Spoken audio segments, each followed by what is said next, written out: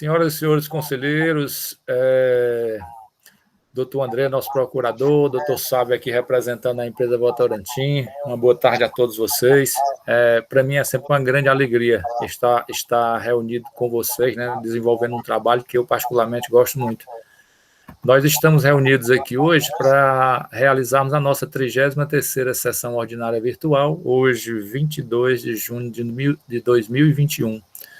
As nossas sessões realizadas por meio virtual, elas encontram amparo na portaria do CONAT 158, que foi recentemente alterada pela portaria 140/2021. Na forma regimental, a presidência indaga a nossa secretária, Ana Maria, se nós temos resoluções para serem aprovadas na sessão de hoje. Hoje não temos resoluções para aprovar, presidente. Ok. E a ata foi disponibilizada através do WebDrive, eu mesmo consultei. Tem mais alguma alteração para ser feita? Sei que o doutor Lúcio fez, eu também fiz alguma alteração.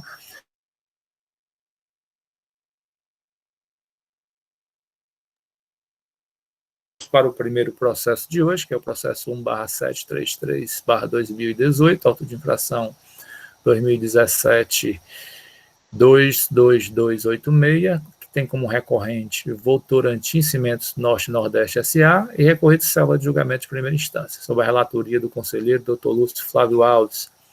Esse processo foi julgado procedente na primeira instância e recebeu um parecer da assessoria processual tributária pela nulidade.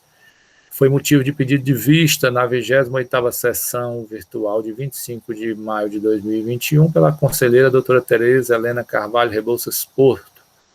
Vamos ter para sustentação oral do presente recurso ordinário o doutor Sábio Oliveira, quem é a presidência das boas-vindas, e passar a palavra ao doutor Lúcio para o seu relato. Boa tarde, presidente, procurador, doutor André, representante da PGE, doutor Sávio, um prazer renovado estar aqui presente, os conselheiros. Presidente, o processo, né, já foi relatado na sessão passada, teve vista a conselheira Tereza. Eu vou fazer aqui um relato mais abreviado, para relembrar os conselheiros. A infração é falta de recolhimento do ICMS proveniente de aquisição interestaduais de bem destinado ao consumo ou ativo permanente do estabelecimento, com notas fiscais não seladas no Cometa Citran. Durante o exercício de 2013, constatou-se que a autuada deixou de recolher o ICMS diferencial de alíquota na aquisição de bem para uso e consumo do estabelecimento no valor de R$ 368.647,17. Fato gerador fevereiro de 2013 e julho de 2013. ICMS cobrado R$ 18.432,36, 5% do valor da base de cálculo citada, e a multa de igual valor R$ 18.432,36. Os artigos que o agente autor entendeu como violado, o artigo 3º, inciso 15, e o artigo 589 do decreto 24.569/97. A penalidade sugerida, do 123.1c da lei 12.670/96, combinado com a lei 3.418/2003. Na informação complementar, o que, né, de importância para a atuação, o agente autuante disse que se trata de auditoria fiscal plena, que o regime de recolhimento da empresa é normal, tem código de atividade econômica fiscal, CNAE fiscal 46.74.500, comércio atacadista de cimento, e não foi identificado recolhimento nos sistemas corporativos da Cefaz, do DIFAL, nem no sistema Cometa Citran, pois as notas fiscais não foram seladas. Intimou a empresa para comprovar esclarecimentos sobre a questão das notas citadas. A empresa apresentou justificativa de parte das notas fiscais, eram 4 notas, restaram duas ele conseguiu comprovar. Traz aqui a relação das notas fiscais, né? Traz a colação ao artigo 589 do decreto 24.569/97, que trata da matéria. A empresa, né, conformada com a lavratura do auto, entra com a impugnação e traz os seguintes pontos: da tempestividade do presente petitório, né, fazendo a questão, argumentando que está dentro do prazo, né, a impugnação. O outro ponto, a impugnação, a suspensão da exigibilidade, né, aplicação imediata do artigo 151, inciso 3º e 206 do CTN, especialmente para fins de FDI e obtenção de certidão de regularidade fiscal. Aí vem argumentando a questão do direito de petição, princípio na defesa do contraditório, Outro ponto, da irregularidade do termo de conclusão de fiscalização, ausência de indicação da legislação, da base de cálculo da alíquota aplicada, afronta ao artigo 30, combinado com o artigo 53, antes do decreto 25.468/99, que trata dessa matéria da questão do termo de conclusão.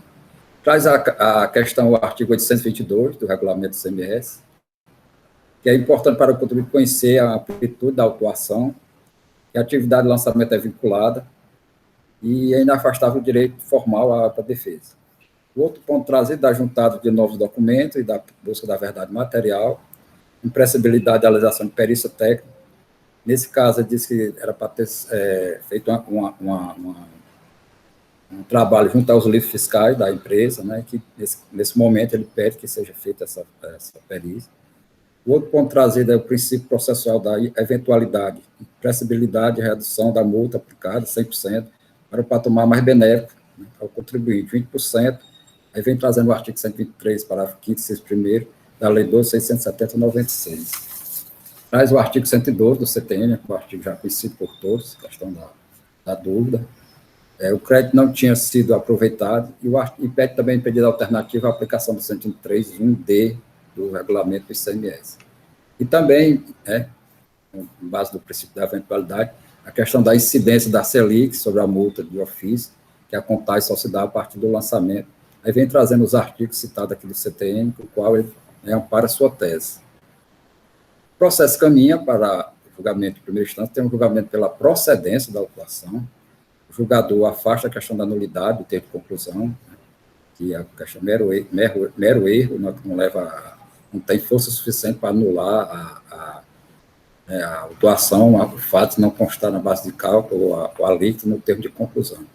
Que existe prova suficiente para a acusação fiscal, né, afasta o pedido de perícia, diz que seja genérico, e a questão da Selic diz que o lançamento foi feito com os valores originários, né, que posteriormente será corrigido, que não vê violação, né, nenhuma nesse ponto. A empresa, né, resignada com o julgamento, entra com recurso ordinário nos mesmos pontos trazidos da impugnação, né.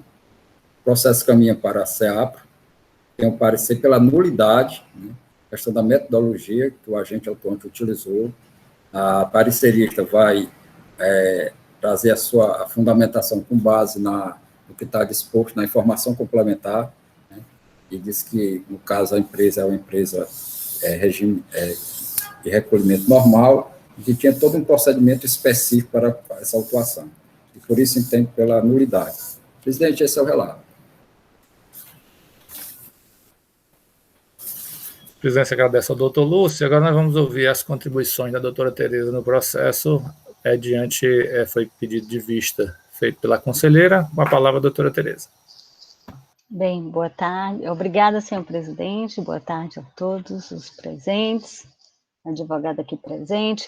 Bem, senhor presidente, quando na outra sessão, né, quando do julgamento, ficou em dúvida, o doutor Lúcio citou o parecer 0799 da SACRE ainda, né, de 99. Aí ficou-se em dúvida quanto se ele estava em vigor ou não. Aí eu pedi vistas para verificar isso, né, porque no artigo 589, que fala sobre o diferencial de alíquota, né, na legislação do ICMS, na nota, o Wildes, ele faz referência a esse parecer. Aí ficou naquela discussão e eu fiquei de verificar se esse parecer ainda estava em vigor. Ele, sim, está ainda em vigor, só que eu não consegui o parecer. Eu não vou citar aqui a nota do Wildes na legislação, porque vai ficar um pouco cansativo, mas depois, no decorrer das discussões, a gente pode discutir mais sobre isso, mas o pedido de vista se baseou nisso mesmo, viu, senhor presidente? Ok, doutora Tereza. Então vamos ouvir agora a manifestação do doutor André Carreiro aqui, representando os interesses do Estado. Obrigado, senhor presidente, senhora secretária, senhoras e senhores conselheiros da terceira Câmara, senhor advogado do contribuinte recorrente, doutor Sávio, boa tarde a todos. E como bem relatado, né, esse processo é um processo que esteve na pauta de julgamento do mês anterior. Verifiquei na ata que nenhuma das questões trazidas no recurso chegaram a ser examinadas na sessão anterior, de modo que teremos que abordar todos os pontos trazidos no recurso contribuinte. Apesar de que alguns deles, pelo que me recordo, o contribuinte até abriu mão de alguns argumentos, mas vamos aguardar a sua manifestação. Então, como bem relatado, é um recurso ordinário contra a decisão de procedência do auto de infração, que constatou falta de recolhimento do ICMS diferencial de alíquota em operações interestaduais de aquisição de mercadorias destinadas ao uso e consumo ou para o ativo imobilizado do estabelecimento do contribuinte, nos períodos de fevereiro e julho de 2013, em operações no montante de R$ 368.647,07.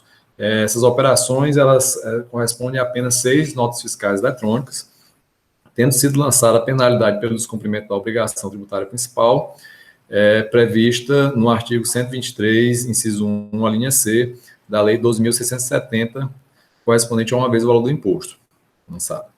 E o lançamento, ele foi decorrente do cruzamento do banco de dados, nossos fiscais eletrônicos destinados ao contribuinte, com o sistema Citran e a própria FD do contribuinte, conforme o levantamento fiscal na planilha demonstrativa de todas as notas fiscais e a apuração do ICMS de FAO devido nestas operações, cujo imposto não foi regularmente escriturado no campo outros débitos, conforme consulta pelo CFOP realizado pelo autuante. Por outro lado, a empresa foi notificada no decorrer da ação fiscal para apresentar comprovantes e demais esclarecimentos que justificassem a falta de recolhimento do imposto devido, conforme o levantamento fiscal preliminar, a ocasião em que apresentou alguns comprovantes de recolhimento e, em razão disso, foram excluídos do levantamento fiscal inicial, resultando apenas o lançamento em relação às 6 notas fiscais já mencionadas. Os dispositivos infringidos são os artigos 2º, inciso 5, a linha B, e 589 do Decreto 24.569, 97, bem como artigo 3º, inciso 14, da Lei 2.670, 96. E o contribuinte em seu recurso, ele alega inicialmente nulidade do auto de infração, por entender que o termo de conclusão não indica os dispositivos infringidos, a base de cálculo, a alíquota do ICMS, o que demonstraria uma violação ao disposto no artigo 822 do Regulamento do ICMS, caracterizando, portanto, o cerceamento do seu direito de defesa. No entanto, não obstante o disposto no artigo 822 do Decreto 24.569, há que se verificar que a referida exigência trata-se de uma mera formalidade que não compromete a rigidez ou a garantia da ampla defesa contraditória, pois tanto os dispositivos legais infringidos, quanto a base de cálculo e a alíquota aplicada estão expressas de maneira clara, tanto no auto de infração quanto nas informações complementares. Assim, o recorrente teve plena compreensão dos fatos infracionais que lhe são imputados, permitindo-lhe, como de fato fez, o pleno exercício do direito de defesa contraditório, promovendo a impugnação específica das diversas questões trazidas na sua defesa, o que denota, por si só, a plena compreensão do lançamento, não havendo qualquer prejuízo para o exercício da sua defesa. E ainda que assim não fosse, deve-se verificar também que o parágrafo 8º do artigo 84 da Lei 15.615, 15.615 de 2014, expõe que nenhum ato será declarado nulo se da nulidade não resultar prejuízo para as partes. Ademais, ainda que não tivessem indicado dispositivos infringidos não só no termo de conclusão, mas no próprio auto de infração, tal fato também não acarretaria a nulidade do auto, pois o contribuinte se defende dos fatos e não das combinações legais tidas por infringidas ou daquelas referentes à penalidade imposta, que está expressamente disposto nos parágrafos 6º e 7º do artigo 84 da Lei 15.614. Portanto, deve ser afastada a referida preliminar de nulidade. O contribuinte, no mérito, ele alega que o auto de infração ele foi lavrado com base em suposições e conjecturas e que não haveria prova da infração. No entanto, o autuante verificou que os registros fiscais da empresa, em cotejo com as informações disponibilizadas ao fisco pelos seus sistemas corporativos, nessa análise ele identificou 6 notas fiscais eletrônicas de aquisição de bens de uso e consumo ou para o ativo imobilizado que não teve o ICMS de FAO recolhido, conforme exigido no artigo 589 do Regulamento do ICMS. Assim, a prova suficiente da infração, ao contrário do que ela é contribuinte. Inclusive, no decorrer da ação fiscal, foi oportunizado ao contribuinte comprovar o recolhimento do imposto devido. No entanto, só conseguiu fazê-lo em relação a alguns documentos fiscais que foram excluídos do levantamento fiscal. Portanto, não há também o contribuinte ele alega que teria havido uma falha no seu sistema, né? No entanto, não se verifica qualquer falha nos sistemas de controle de notas fiscais, até porque referidas notas não foram também registradas no CITRAN, bem como não foi comprovado que houve pagamento e o sistema Receita não deu a devida baixa no respectivo DAI, que é um dos argumentos que teria havido um erro nos sistemas do fisco. Por outro lado, o autuante indicou que o CFOP de número 2552, além do que na planilha anexada e no auto-infração, também foram relacionados todos os documentos fiscais, bem como foram impressas as consultas das referidas notas fiscais eletrônicas e anexadas ao auto-infração, permitindo, assim como já foi exposto na preliminar anterior, o pleno exercício do direito de defesa do contribuinte, até porque referidos documentos, eles foram escriturados na FD pelo próprio contribuinte, né, não tendo sido, no entanto, levados à apuração do imposto, e é justamente decorrente dessa omissão que acarretou a falta de recolhimento do ICMS. Assim, é a prova suficiente da infração, ao contrário do que alega o contribuinte.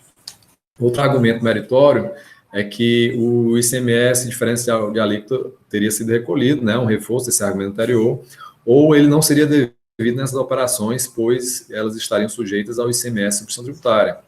No entanto, também não pode ser acolhido o argumento, o ICMS de FAO ele é devido em todas as operações interestaduais de aquisições de bens de uso e consumo ou para o ativo imobilizado, e isso está expresso no artigo 589 do regulamento do ICMS, não restando afastada a obrigação tributária do contribuinte. Por fim, o argumento contribuinte pede, né, na realidade, a realização de perícia, porque entende que há necessidade de verificação dos livros fiscais. No entanto, o pedido formulado é genérico, sem apresentação de contraprovas, e isso mesmo diante da diminuta quantidade de documentos fiscais objetos da autuação, não atendendo, portanto, o disposto no artigo 93 da Lei 15.614/2014. Assim, deve ser indeferido o pedido de perícia na forma do artigo 97, até porque se revela desnecessário diante das provas já produzidas no processo administrativo tributário. E aí, em caráter subsidiário, o contribuinte ele pede a redução da multa para 20%, por entender que seria o caso de aplicação do inciso 1, parágrafo 5º do artigo 123 da Lei 12.670, uma vez que, com base no artigo 112, deveria ser aplicada a penalidade mais benéfica. No entanto, não há como ser acolhido também essa pretensão, não há qualquer dúvida, na verdade, o referido dispositivo que ele reclama a aplicação, ele trata de crédito indevido, e aqui a acusação fiscal é de falta de recolhimento de ICMS, portanto, é impertinente cogitar-se da aplicação da referida atenuante do parágrafo 5º do artigo 123 da Lei 12.670. Por outro lado, a imputação ela é muito clara e precisa, né, como dito, não há qualquer dúvida acerca da penalidade aplicável, a fim de justificar a aplicação com base no artigo 112 do CTN. Outro argumento que o contribuinte traz é que o crédito seria indevido, né, o crédito indevido, na realidade, seria um meio para o não pagamento do ICMS. No entanto, também, como já foi dito agora, a acusação ela é de falta de recolhimento de ICMS e não de crédito devido, o que torna impertinente também esse argumento. Esse argumento anterior da atenuante foi o que eu me referi no início, que o advogado teria, na sessão anterior, aberto mão dessa alegação, né? Não sei se vai reiterar esse ponto na sua manifestação de hoje, mas fica o registro aqui do que ocorreu na sessão anterior. E, por fim, o contribuinte ele traz a argumentação, também de caráter acessório, de que teria ocorrido a aplicação indevida da taxa Selic, desde o fato gerador e de juros de mora sobre a multa. No entanto, também não há como ser acolhido o argumento, a aplicação da taxa Selic na atualização dos débitos tributários decorrentes do ICMS está previsto no artigo 62 da Lei 12.670/96, com expressa previsão de sua aplicação também à penalidade decorrente do descumprimento da obrigação tributária, conforme o parágrafo 5º. Ademais, não cabe o CONAT examinar a constitucionalidade da referida norma, conforme expressamente vedado no parágrafo 2º do artigo 48 da Lei 15.614. E encaminhando aqui para o fim, senhores conselheiros e do presidente. Como já foi dito na sessão anterior, a Procuradoria ela não aprova a manifestação escrita da assessoria processual tributária. Né? Na realidade, a assessoria, na sua manifestação, ela claramente se omitiu em analisar todas as questões jurídicas trazidas no recurso e, por outro lado, ela parte de uma ilação que não condiz com a realidade do processo administrativo tributário, e aí, a partir dessa ilação é que ela suscita uma suposta nulidade da auto-infração, uma vez que não há qualquer falha na metodologia utilizada pelo autuante para apuração da infração de falta do recolhimento do imposto, no caso, o ICMS de FAO. É uma situação bem corriqueira aqui na terceira Câmara e não há qualquer erro na metodologia utilizada, até porque é feita com base na FD do contribuinte. E como dito já no início, e bem demonstrado pelo autuante, a constatação de falta de recolhimento, ela não decorreu do simples fato de não estarem as 6 notas fiscais registradas no CITRAN, partindo da presunção de que não foram escrituradas na FD do contribuinte, até porque, previamente à lavratura do auto-infração, o contribuinte foi intimado para comprovar o recolhimento do ICMS de FAO devido em relação a diversas notas fiscais eletrônicas. Tendo sido comprovado por ele em relação a algumas, mas, por outro lado, remanescendo a falta de comprovação do recolhimento em relação àqueles documentos fiscais não contemplados, que são contemplados nesse auto de infração. Então, essas premissas que a assessoria adota, elas não condizem com o que está posto no processo, nas informações complementares. Os senhores podem verificar de maneira clara nas informações complementares que em nenhum momento o autuante afirma que não foram escrituradas as notas fiscais eletrônicas na FD, apenas tendo constatado que não foi lançado e recolhido o ICMS de FAO devido. E também, sem amparo no processo, a ilação da assessoria de que o autuante entende que deveria haver recolhimento com DAI individualizado por nota fiscal a título de DIFAL, em código específico. Essa discussão ela não foi trazida pelo autuante, também não foi trazida pelo contribuinte, como digo, uma ilação que parte, uma premissa equivocada, com todo respeito que parte da assessoria, para tentar justificar uma nulidade do auto de infração inexistente. Não resta dúvida que o DIFAL deveria ser registrado na FD no campo outros débitos, conforme disciplina o regulamento do ICMS, o que não ocorreu por parte do contribuinte, procedendo-se a partir desse registro no campo outros débitos na apuração, o devido recolhimento no prazo legal previsto na legislação. Como dito, a discussão não diz respeito à forma de recolhimento do DIFAL, se em DAI autônomo, ou, com código específico, ou por documento fiscal, ou, por outro lado, se no mesmo DAI referente ao recolhimento do ICMS apuração mensal. Portanto, entendemos que não é pertinente essas conjecturas trazidas pela assessoria para julgamento do lançamento tributário realizado. Ademais, também, ainda que prevalecesse essa compreensão, há que se observar que tal fato não acarretaria a nulidade do auto de infração, né? Se isso tivesse sido objeto de análise e discussão, ou se tivesse no contexto da acusação fiscal, que, repito, não está.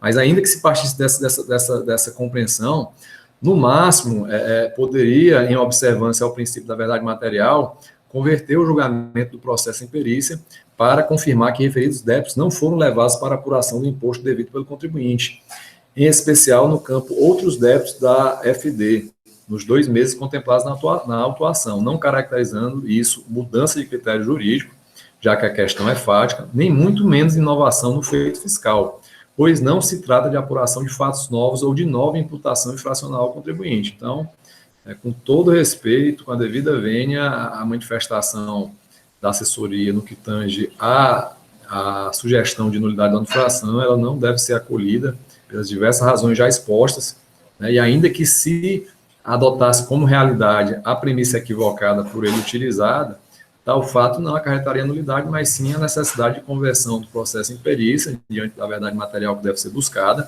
e do poder da iniciativa que tem o julgador de buscar essa verdade material. Então, com base nessas considerações, a Procuradoria se manifesta pelo conhecimento do recurso ordinário, mas para negar-lhe provimento, confirmando a decisão de primeira instância de procedência do auto de infração. São essas nossas considerações, senhor presidente, e se surgirem questões novas ou se fizer necessária a nossa manifestação no decorrer das discussões, a gente o fará. Obrigado. A presidência agradece ao doutor André, e para fazer a sustentação oral do presidente em curso, a presidência passa a palavra ao doutor Sábio Oliveira. Boa tarde, senhor presidente, senhoras e senhores conselheiros, né, senhor procurador, senhora secretária. Também renovamos a nossa alegria de estar presente nesse conselho para defender as razões do contribuinte. Um dos aspectos essenciais da defesa do contribuinte essa tarde, destacando o que o procurador falou, nós, de fato, abrimos mão de qualquer discussão relacionada ao crédito indevido. Foi uma tecnia ter permitido que esse tema ficasse em questão. Então, como fizemos na vez anterior, retiramos essa questão de pauta da defesa. Queremos nos concentrar, nesse momento, justamente no que fala o parecer da assessoria técnica tributária. O parecer ele foi feito pela doutora Ivete Maurício de Lima, uma conselheira, se não me engano, da 4ª Câmara, muito eficiente em todas as suas ponderações, em todas as suas análises jurídicas, inclusive com um viés técnico prático. Então, quando foi analisado esse auto de infração, algo que ela percebeu imediatamente foi uma falha na metodologia. É o que o contribuinte vai se concentrar nesse momento, na falha da metodologia. Existe uma metodologia para se construir um auto de infração. E o auto de infração, ele não deve ser construído não somente no que o contribuinte deixou de apresentar, mas existem elementos técnicos e informações suficientes para que um auto de infração possa ser construído, levando em conta um princípio fundamental, que é o da instrumentalidade das formas que rege a administração pública. Esse aspecto, notadamente, foi observado e não cumprido pela autoridade fiscal autuante, tanto que levou ao parecer descrever do seguinte modo: que mostra-se frágil o procedimento de fiscalização que se embasa tão somente nas notas fiscais de aquisição, sem a análise da apuração do ICMS para verificar se não houve lançamento no campo específico, mês a mês, levando em conta que o contribuinte ele tem uma forma de lançamento normal. Então, esse procedimento, ele simplesmente não foi adotado no momento da autuação. Esse tema, ele já foi discutido em outras câmaras do CONAT. Por exemplo, a 2ª Câmara do CONAT julgou um processo similar, não igual, similar a esse, com a conclusão de nulidade. Na resolução número 99 de 2016, na época de relatoria do hoje então presidente, o Dr. Wellington Ávila, que falou que é fato do contribuinte não estar cadastrado, do contribuinte estar cadastrado no regime normal, sujeito à apuração pela sistemática de débito e crédito. Desta forma, deveria o agente fiscal ter demonstrado se o ICMS diferencial de alíquota havia sido contemplado pela apuração mensal do contribuinte. Essa foi um trecho da decisão dessa resolução que trouxemos à atenção. E o resultado foi também essa questão da metodologia foi tida como inadequada. Então, o contribuinte deseja que este conselho possa apreciar essa questão. A assessoria tributária trouxe atenção a uma falha de metodologia. Essa metodologia é adequada? Causou prejuízo ao contribuinte? Não, o contribuinte está se defendendo, o contribuinte apresentou sua defesa, está aqui fazendo sustentação oral, mas será que essa falha de metodologia ela corrompe a instrumentalidade das formas? Será que no nascedouro desse auto de infração, o fato de não realizar a metodologia adequada não vai macular o auto de infração? Se uma autoridade fiscal que não tivesse poderes apusesse seu nome de maneira inadequada no auto de infração, sem ter autorização, sem ter a competência para assinar, causaria prejuízo ao contribuinte? É só um nome.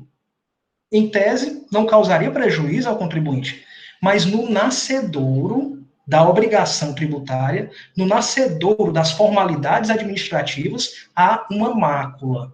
E essa mácula não pode se perpetuar no tempo.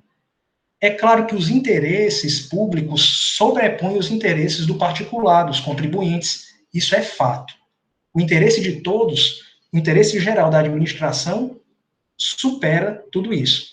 Entretanto, a lei do país reveste um instrumento administrativo de formalidades. E essas formalidades são a defesa do contribuinte para que a administração pública possa agir da melhor forma possível.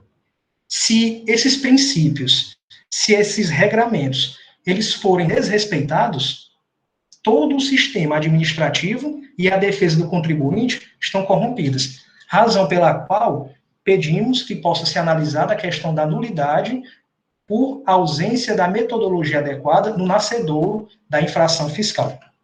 Ato contínuo, e em respeito ao artigo 112 do Código Tributário Nacional, nós também pedimos que esse Conselho possa analisar o reenquadramento da penalidade, para que possa aplicar a contida no artigo 123.1d da Lei 12.670, para que ao invés de o valor cheio, completo, de 100%, possa ser aplicado o valor de 50% do imposto devido na suposta falta de recolhimento que é discutida nesse momento aqui nesta colenda Câmara. Essas são as razões por hora do contribuinte.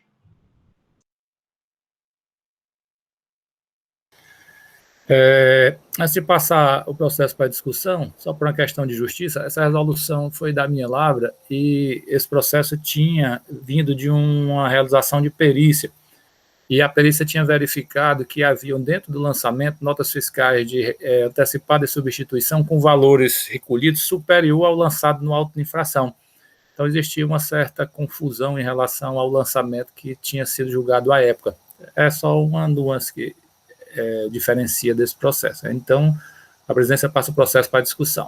Presidente, pela ordem, além do registro que o senhor acabou de fazer, eu também busquei aqui a resolução, né, ressalto que a resolução trata de ICMS de substituição tributária e antecipado, não é de DIFAL, mas além disso, diante do pedido novo da inovação trazida pelo recorrente, no que toca ao reenquadramento da penalidade para 1D, não é isso, doutor Sábio? Se eu não me engano, foi o que o senhor solicitou ao final, isso não consta no recurso.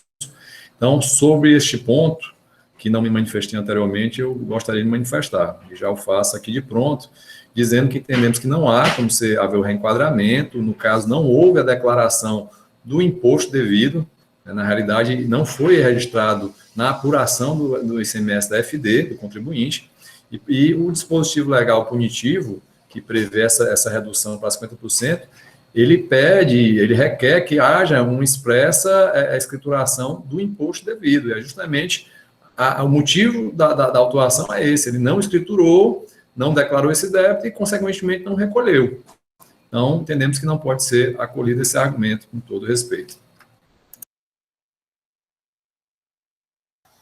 Doutor Sávio quer fazer complementação? Só com respeito à resolução, senhor presidente, que me foi oportunizada a palavra, agora eu frisei similar e não igual. Né? Então, só para poder ficar, né, a justiça fiscal, por assim dizer, né, mencionado, ficar equilibrado. É verdade. Em discussão? Senhor presidente, é de praxe, né, o relator, né, usar a palavra, em primeiro lugar. Esse processo já foi muito discutido na sessão anterior, e eu vou fazer algumas ponderações aqui. Eu acho interessante a matéria, realmente é uma matéria interessante, que merece, sim, a nossa análise, né, por parte do Conselho, né, como um todo, já que aqui a gente tem como função realmente aplicar a justiça, né, e a Procuradoria defender a legalidade, né, então a gente tem que estar sempre em alerta.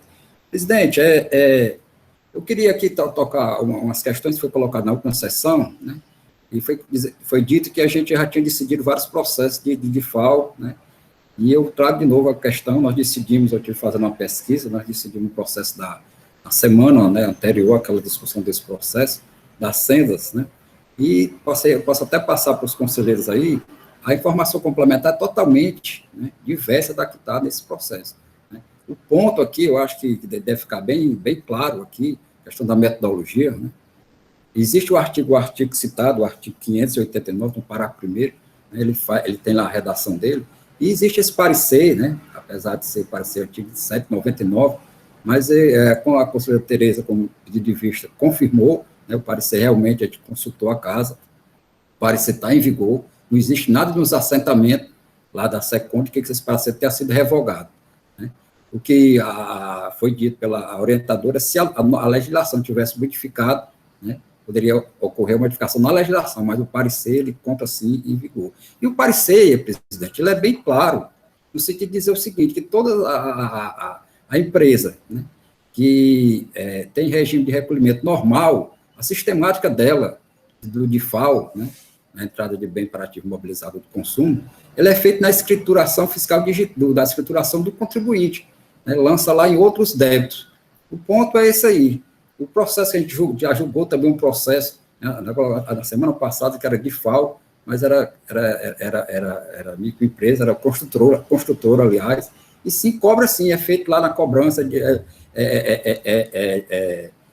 quando entra no Estado, é feito lá o sistema, né, é feito lá a selagem e é cobrado lá, se ele não for credenciado, ele vai ter que fazer o recolhimento. Nessa situação não existe, como o próprio parecer é bem claro, não existe pagamento, né, na questão pelo Cometa, nem pelo CITRAN, como é indicado na informação complementar. O procurador, né, coloca aqui, que não colocou na vez passada, que tá outros débitos. Eu queria ver onde é que está escrito isso aqui, que eu não consegui ler isso aqui na informação complementar. Até disse na situação passada, que ele passa até a leitura, para ficar bem, né, tranquilo, ele diz assim, todo levantamento fiscal for efetuado com base nos arquivos livres, nota, planilha, pelo próprio contribuinte e demais consulta no sistema informatizado da Cefaz. Aí depois vem lá e diz, no entanto, não identificamos recolhimento no sistema corporativo dessa Cefaz, diferencial de alíquota, tais operações, não, tampouco gerou débito no sistema CITRAN e Cometa, tendo em vista que ditas notas fiscais não foram seladas. Aí lá na frente, tendo em vista que as notas fiscais sobre o Cometa não estão regularmente escrituradas, em face da falta do selo, sugerimos a aplicação da falta de recolhimento. Diferente dos processos que a gente julgou, que o relato, vamos julgar na quinta-feira vamos julgar, o doutor Ricardo vai ser o relator, processo da empresa Vicunha, que está lá, bem claro na informação complementar, que o agente autuante foi lá no livro de apuração e viu que não estava escriturado em outros débitos. Se não estava na empresa normal, tem que ser feita a cobrança. Então, eu chamo a atenção para esse ponto, né? O parecer, realmente, ele não fala, o parecer da CEAPO, não fala especificamente no parecer, mas toda a fundamentação dele é com base, sim, no parecer, apesar de não citar o parecer. E eu estive conversando com uns colegas da auditoria, a prática é essa, né? Esse processo que vai ser julgado aqui é de um dos auditores que a gente tem dentro da casa, tem maior respeito, e aí é feito dessa maneira, né? A empresa normal tem que se olhar se está lá, né, escriturado em outros débitos. Então, a falha aqui desse processo, a metodologia que a parecerista da CEAP coloca é justamente essa daí. Aí o ponto já adiantando já alguns pontos, foi feito sim uma intimação do contribuinte, mas será que essa questão de ter sido intimado, na verdade eram duas notas, né? As notas são duas notas, eram 4, depois comprovou 2, e ficou a 77.616 e a 87.470, só que a nota é dividida em vários produtos, cada um é feita a cobrança separadamente. Ficaram duas notas fiscais, que são o CFLP 2552, ativo imobilizado. Então, o ponto dele ter feito a intimação para o contribuinte não vai descaracterizar a metodologia. Nós estamos aqui numa questão colocada, questão da motivação. Todo ato ele tem uma motivação. Quando você vai para nossa legislação do CONAT, que fala do auto de infração, tem lá o motivo da autuação, a motivação. A motivação foi essa, com a metodologia aplicada desta forma. Recentemente, em 2019, nós tivemos uma alteração na nossa legislação que falou justamente da questão da metodologia. A perícia não pode modificar a metodologia utilizada pelo autuante. Está falando perícia, mas ali aquele comando é perícia, julgador. Todos nós não podemos, um auto vem de uma forma, a gente transformar em outra forma. Então, esse é o ponto, né? Muita tranquilidade, né? O relato, a informação está aí, se os conselheiros quiserem colocar para fazer a leitura. Se da leitura da informação eles tiveram a leitura que o procurador teve, que está em outros débitos, que eu não consegui enxergar, né? Eu já disse até ontem que em direito eu não gosto de negócio estar muito claro, porque às vezes é tão claro que a gente fica cego. Então, eu não gosto muito dessa questão de clareza. Uma escola que tinha na hermenêutica jurídica, que é a questão da clareza, de estar claro, não precisa ser interpretado. Tudo precisa haver interpretação. Então, presidente, a questão da perícia é nesse sentido, dizer que não pode ser feita uma perícia que muda a metodologia, por isso que a parecerista não vai na questão da perícia. Questão de ilação, acho que, ao contrário, eu acho que é um parecer técnico, é um parecer que merece, sim, toda a consideração de análise, né? E se outros processos a gente julgou dessa Câmara, que eu não me lembro, julgou de forma diferente, é porque não teve essa consideração, esse parecer com essa, né, precisão dessa análise, dessa situação. Então, eu ressalto aqui, né, que a questão é essa. A gente toca muito, né, a questão do direito é muito assim, que a gente utiliza muito princípio pode ser utilizado de várias maneiras que você está querendo, onde você quer chegar. Você utiliza o princípio da verdade material, então, o princípio da verdade material tem que ser utilizado para esse processo. Mas como nós vamos utilizar a verdade material, se a metodologia que for utilizada, ela não se presta, para aquela situação ela não tem como ser aplicada. Então, presidente, já sendo bem, né, fechando, né, o meu pensamento, né, eu inclino sim, pelo que eu conversei com o pessoal do trânsito, tem até um vídeo aqui, se for necessário a gente coloca, explicando como é feita essa questão para a operação normal, das empresas normais, como é que é feito lá, sai lá no sistema, quando você coloca lá o código, sai sem débito do imposto, que é a operação normal, não tem o que se pagar, será feito na escrituração da empresa. Então, eu encerro aqui a minha participação e ouvir os demais colegas, né, e me coloco à discussão para qualquer dúvida. Na fila de mãos levantadas, nós temos a doutora Tereza, depois o doutor Alexandre. Pronto, senhor presidente. O que eu tenho assim a falar é mais até uma dúvida. Eu conversei, eu olhei esse processo, né, que eu tinha pedido vistas, conversei com o doutor Lúcio, mas eu não fiquei convencida, e eu fiquei em dúvida. Em dúvida por quê? Porque quando o contribuinte foi intimado a justificar, não é, esse diferencial de alíquota, ele justificou de 2 notas fiscais. Aí eu julgar um processo nulo, porque eu não vejo como uma metodologia. Eu fiquei assim, eu sei que eu entendi a explicação do doutor Lúcio e tudo, mas confesso que eu fiquei em dúvida. E, assim, de julgar um processo desse nulo, o contribuinte foi intimado. Se ele tivesse recolhido, e também perícia, aí eu não vejo, o contribuinte foi intimado. Ele apresentou, ele comprovou que em 2 notas ele recolheu. E por que não comprovou o restante, né? Aí, de repente, a gente considera um auto desse nulo, porque... E o fiscal diz que verificou nos sistemas informativos da Cefaz, né? Aí, eu confesso que assim, para me julgar isso aí nulo, eu fico assim, um pouco insegura, porque o contribuinte foi intimado, a partir do momento que o contribuinte foi intimado, e ele apresentou, né? Ele apresentou, tanto é que o fiscal retirou, né? Se ele tivesse recolhido, ele teria apresentado tudo. Não é assim, eu entendo assim, desculpa se eu não estou compreendendo direito as coisas, mas eu confesso, doutor Lúcio, eu conversei com você, respeito muito sua opinião, eu fiquei em dúvida. Pronto, é só isso, mas é dúvida, senhor presidente. Ouviu o doutor Alexandre, para ajudar aí nas dúvidas? Senhor presidente, senhores conselheiros, com todo respeito ao nosso, chama aqui, decano, doutor Lúcio, a qual admiro muito, mas eu também, como a doutora Tereza, ouso discordar. Primeiro, porque o contribuinte comprovou algumas notas e não comprovou as que estão sendo autuadas. E eu não entendo como é que a empresa passou a nota fiscal no posto, e aí o fiscal terá que, quer dizer, não houve o selagem, não há o registro no CITRAN, e o contribuinte comprovou as outras notas e não comprovou essas aí, né? Então, dá uma dúvida de que realmente ele não lançou essas notas, então está devendo. E aí eu entendo que não se aplica essa metodologia nesse caso, já que não há selagem da nota e não há o registro no CITRAN. Então, essa metodologia, para esse caso do contribuinte, pela falta da selagem e pela falta do registro, eu entendo que não se aplica esse parecer. Então, se deve, o processo deve ser mantido pela procedência da acusação fiscal, senhor presidente, com esse entendimento. É a minha palavra, senhor presidente. Ok, continua em discussão.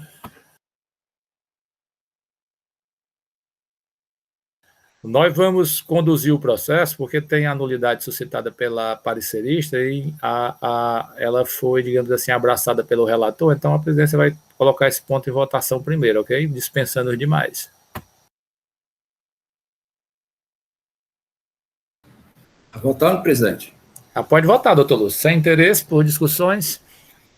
Presidente, eu não vou mais discutir, acho que os colegas já ficaram tanta dúvida aí, né?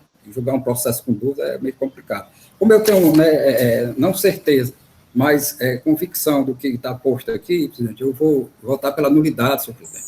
Todo respeito aos colegas e à Procuradoria, né, vou votar sim pela nulidade, pela circunstância de todo o processo foi colocado, pela informação complementar, pelos processos que a gente já julgou anteriormente, de forma bem clara como é que é feita a informação nesse tipo de caso de contribuinte normal, né? A questão de não estar selada, independe dessa questão, porque a obrigatoriedade é de escrituração da empresa, lá no livro de registro de apuração e outros débitos, e como não foi esclarecido isso pelo agente atuante, né, na informação complementar, eu vou seguir o parecer da SEAB, senhor presidente. Seguindo agora o duplo grau de direito da doutora Tereza, por ser a próxima na ordem e por ser a detentora do pedido de vista, vota. Com todo respeito ao doutor Lúcio, eu afasto essa nulidade, senhor presidente. Sequência, doutor Alexandre. O primeiro voto discordante, senhor presidente. Doutor Felipe. Acompanho o relator, presidente. Doutor Micael. Com o relator, presidente. E, por último, não menos importante, doutor Ricardo. Com o relator, presidente.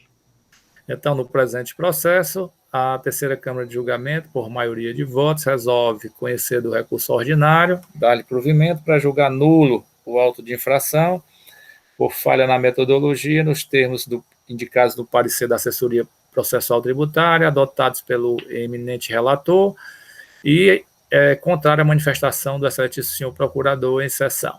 Ok? Foram votos vencidos, doutora Tereza, doutor Alexandre. Agradecer ao doutor Sávio. Desejamos boa tarde a todos, bons trabalhos.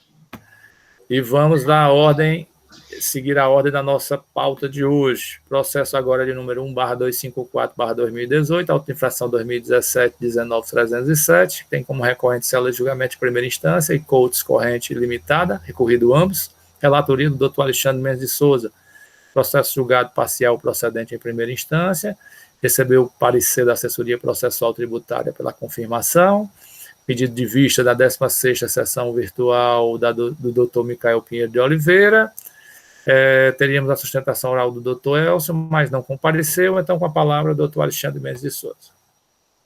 Senhor presidente, senhores conselheiros, mais uma vez, boa tarde. O processo anunciado pelo presidente tem como relato da infração que o contribuinte realizou operações de saída de mercadorias sujeitas à substituição tributária, em que o valor da operação foi inferior ao preço de mercado adquirido junto a terceiros, ou do valor da operação anterior. O período da infração é 2013, foi aplicado a multa do artigo 126 da Lei 12.670, alterado pela 16.258, aplicando o valor de 10% em R$ 1.534.869,20, ficando a multa de 10% em R$ 153.486,92. Na informação complementar, o fiscal informa o seguinte: que o contribuinte promoveu saída de seus estoques de mercadoria sujeita à substituição tributária, com o preço de mercadoria vendida a valor inferior ao preço de mercado. E, por isso, houve a autuação. A contribuinte comparece aos autos e, no mérito, alega o seguinte: que da suposta saída da mercadoria a preço inferior adquirida em operação anterior, que é obrigada a conceder descontos e promover a redução de preços de suas mercadorias a fim de atingir clientes de determinadas regiões, que é prática absolutamente comum quando tratamos de estratégia comercial dirigida a atingir determinados mercados. Alega violação ao princípio do contraditório da defesa, sob o argumento de que o agente fiscal não especificou em sua autuação quais os elementos básicos nortearam a fiscalização, a saber, quais os documentos analisados, quais as notas fiscais, quais mercadorias foram retiradas do estoque com valor inferior ao adquirido. Esses seriam os argumentos em relação a esse princípio do contraditório. e que não houve observância ao parágrafo único do artigo 126, e também alega que a multa teria caráter confiscatório, e pede o cancelamento ou a anulação do auto de infração. O processo foi para a primeira instância, e o processo foi julgado parcial procedente. O julgador entendeu que haveria o registro das notas fiscais e, por esse motivo, deveria ser aplicado o parágrafo único da Lei 12.670, e assim o fez. Reenquadramento para o parágrafo único do artigo 126. O contribuinte ainda insatisfeito volta aos autos também, além do recurso do reexame necessário, tem o recurso extraordinário. Ele alega que a infração é um mero descumprimento de uma obrigação acessória e que poderá ocorrer em determinado período a necessidade de reduzir ou aumentar os custos de suas mercadorias para possibilitar a continuidade de sua atividade. Alega novamente a violação do princípio do contraditório e da ampla defesa, por conta da não especificação dos documentos, também o caráter confiscatório, e nesse ele pede a improcedência. O processo foi para a assessoria emitiu o parecer, sugerindo o conhecimento do recurso e do reexame necessário, negando o provimento para que seja mantida a parcial procedência declarada em primeira instância. Senhor presidente, é esse o relato, senhor presidente, sucinto relato. Agradecer ao doutor Alexandre pelo relato, e agora passamos a palavra ao doutor André Carreiro, para a sua manifestação. Obrigado, senhor presidente. Como bem relatado aí pelo conselheiro Alexandre, são processos da mesma empresa que já examinamos na data de ontem, a empresa Coates, né? Coates. E guarda muita semelhança com o que já foi debatido ontem. Inclusive, nesse caso, também teve o pedido de vista, não sei se seria o caso do doutor Micael se manifestar antes da Procuradoria.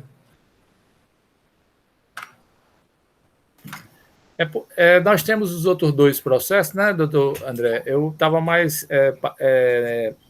Fazer o relato em conjunto? Indagando se o senhor prefere que a gente junte os processos. A acusação fiscal, ela é diversa do que foi examinado no anterior, né, na data de ontem, né, vendo abaixo do preço de aquisição, também é uma nuance que o auditor fiscal eletrônico permite, e tem um processo que é referente à omissão de entrada, salvo engano, né, o último, omissão de entrada, eu acho que pode ser relatado em conjunto, e aí a gente se manifesta de maneira conjunta também. É porque essa metodologia é a mesma que foi aplicada ontem, né? Ela só produz efeitos diferentes, ela vai modulando os efeitos. Explica infrações diversas, isso. Isso, exatamente. Vamos examinar conjuntamente. Doutor Micael também concorda? Se manifestar uma única vez? Acredito que é mais eficiente, presidente. Então, vamos ouvir agora, no processo seguinte, que é da relatoria do doutor Felipe Augusto Araújo Muniz, o processo 1/249/2018, auto-infração 1/2017-19300, recorrente Coates Corrente Limitada, recorrido célula de julgamento de primeira instância, processo julgado parcial procedente em primeira instância e parecer da assessoria processual tributária pela confirmação da decisão. Com a palavra, doutor Felipe. Obrigado, presidente. Renovo os cumprimentos a todos os membros dessa Câmara. E trata-se de um processo muito semelhante ao relatado pelo conselheiro Alexandre. Também recurso ordinário, com reexame necessário, uma vez que houve julgamento na primeira instância por acatar o reenquadramento da penalidade para o 126, parágrafo único da Lei 16, eu sempre esqueço o número dessa lei, da Lei 16... 258, 16. 8, exato. Né? Também com a mesma acusação de que o contribuinte teria realizado operações de saída de mercadoria sujeita à substituição tributária com o valor das operações inferior ao preço da mercadoria adquirida de terceiros. O presente processo difere do anterior, basicamente, por tratar de exercício diverso, né, no processo relatado pelo conselheiro Alexandre, diz respeito ao exercício de 2013, ao passo que o processo relatado por mim diz respeito ao exercício de 2012, né, e tem a questão dos valores, que são diferentes. Nesse meu processo, da minha relatoria, ele tem como base de cálculo R$ 1.214.693,80, pelo qual se aplicou inicialmente uma multa de 30%,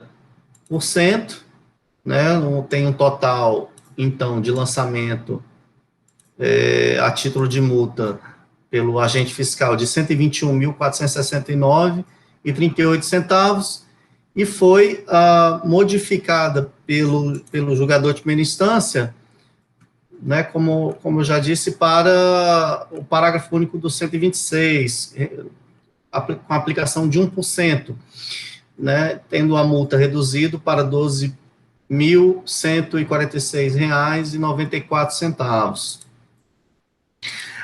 Outra diferença que importa destacar em relação aos ambos os processos diz respeito à alegação de decadência parcial, né, trazida pelo contribuinte.